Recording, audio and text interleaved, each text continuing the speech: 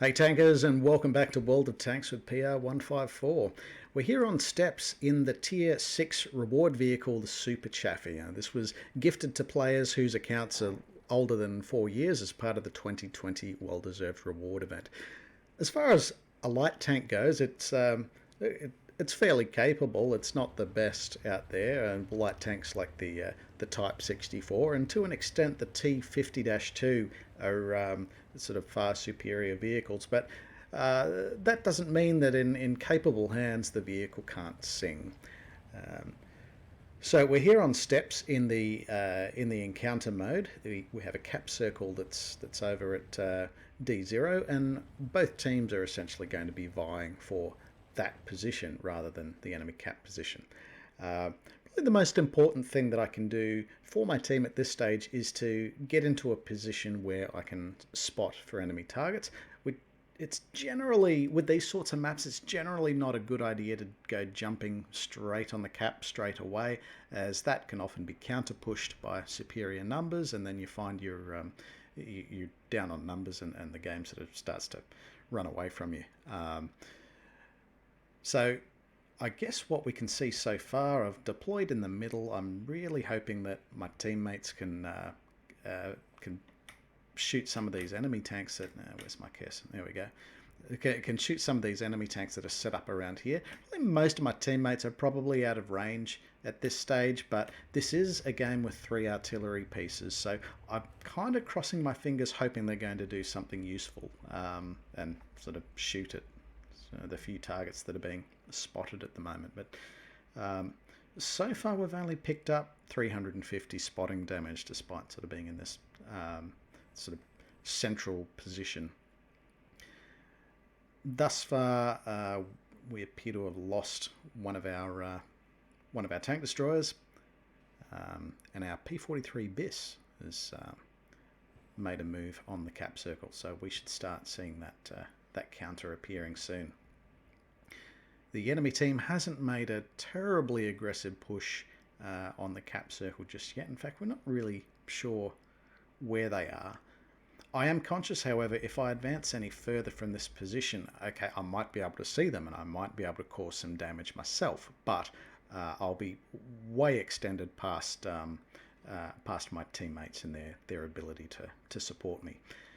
We can see the enemy Crusader is starting to make a play up the gully, and that is potentially going to be a problem for this tank. It doesn't have the best damage per minute of a light tank, and so it's every chance that tank will be able to towel me up. So we land a hit on it, and fortunately are able to set it on fire, which significantly improves the disparity in our hit points.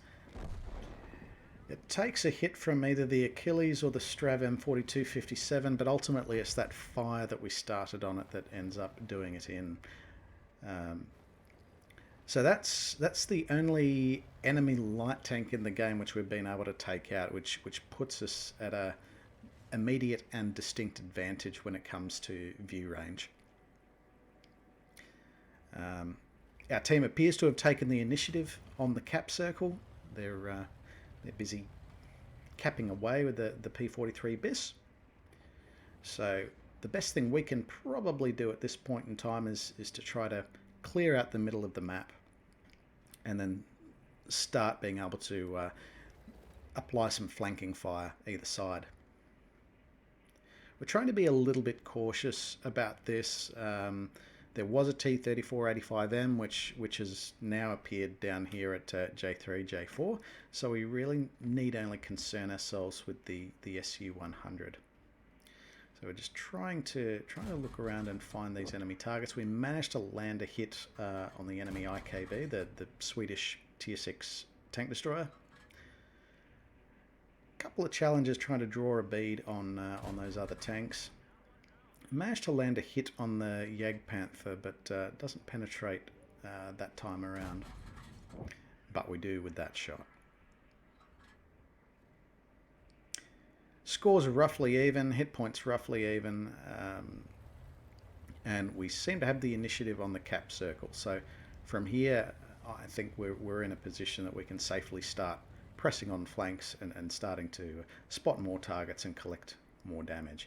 Happened to identify the enemy Hummel working around the D1 area, causing an ammo racking hit there. The M44 also identified. So just need one more shot. Can we thread it in between the rail cars? Not that time. But that time we do. So what started out as a 3 SPG game is now 2 on our side and 1 on theirs.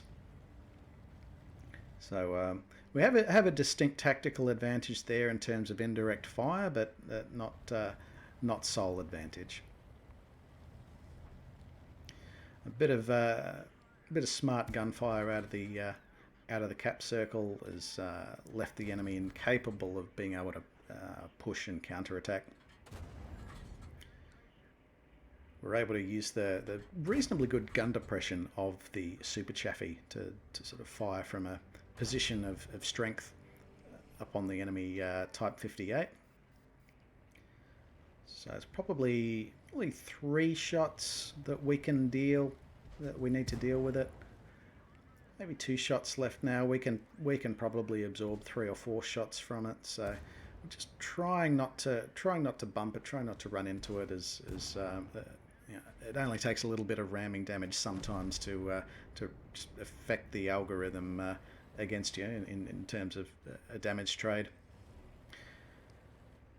And that's cleared out most of the enemy tanks at this point in time. We only have 2 left. We've got the AMX-13 F3 artillery piece, which we weren't quite able to clinch that last shot in, so we'll join the other team in pursuit.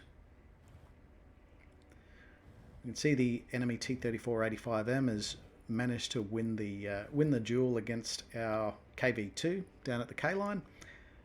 So we can expect that it's probably going to be moving on to our friendly artillery at this point. We're able to reacquire the AMX-13 F3, and Battle Wagon 17 and the T-34-85 sends it back to the garage. Looking at the hit points, oh yes, the T-34-85 was not left with many hit points after his duel with the KV-2, and to be expected under the circumstances. And that's all enemy tanks destroyed for a final score of 15-8. Let's take a look at the details. So despite a slow start, we've come away with our first Ace Mastery badge in the M24E2 Super Chaffee and picked up our first Mark of Excellence. We've also picked up these 2 epic medals between Pascucci's for taking out at least 2 enemy SPGs, and the Scout badge, which you get for spotting at least 9 enemy vehicles. We've also picked up a couple of other orders of merit, the Arsonist for setting that Crusader on fire earlier in the game, and then the Bruiser medal for damaging at least 5 modules, which setting someone on fire has a strong tendency to do. Demolition Expert for ammo racking the Hummel earlier in the game, and the Fire for Effect medal for doing at least your hit points in damage, which with nearly 2100 damage inflicted on the enemy team, I'd say we've just about got that covered. Looking at the team scores, we had an excellent game here by Battle Wagon 17 in the T-34-85, and the AMX-13 F3, the Tier 6 French artillery piece. It also had quite a fantastic game there. Special mention, however, to the P43 BIS, who earlier in the game really sort of dictated the engagement by heading into the cap and starting the clock, and then that forces the enemy to be a little bit reactive. It can also cause them to make some fairly poor decisions in terms of, okay, they've gone this way and now they've got to go that way, and you just end up with less tanks on target where your tanks might already be concentrated. So although the individual score of this P43 BIS wasn't fantastic, it was still quite, the actions of this player were still quite instrumental in securing victory for the team.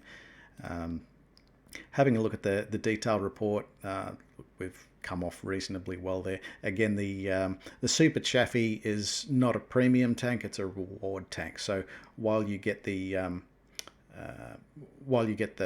bonus of experience and crew experience, you're not getting the same bonus for credits with a reward vehicle. So that's it for us. If you'd like to see one of your replays featured on World of Tanks with PR154, please get in touch on the Discord below or any of the other links we've provided, and we'll do our best to sort you out. In the meantime, take care out there.